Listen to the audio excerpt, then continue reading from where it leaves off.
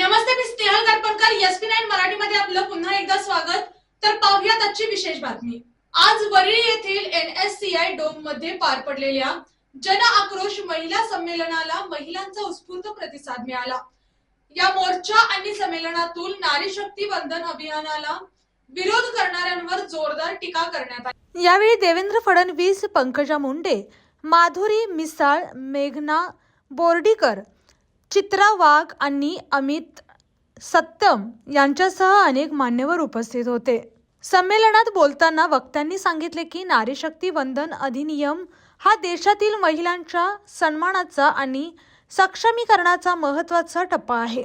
मात्र काँग्रेस आणि त्यांच्या सहयोगींनी या विधेयकाला विरोध करून महिलांच्या हक्कांवर गदा आणण्याचा आरोप करण्यात आला.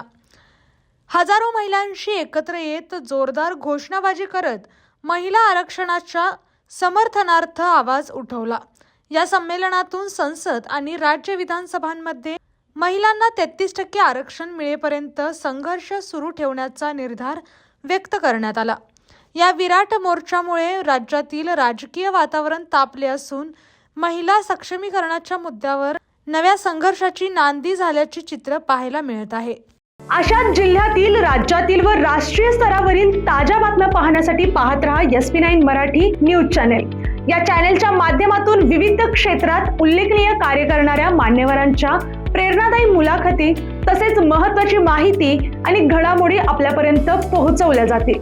अशा नवीन बातम्या आणि माहिती मिळवण्यासाठी चॅनेलला लाईक करा, शेअर करा आणि हो, सबस्क्राईब करायला विसरू नका. पाहत रहा SP9 Marathi, your time your news. धन्यवाद.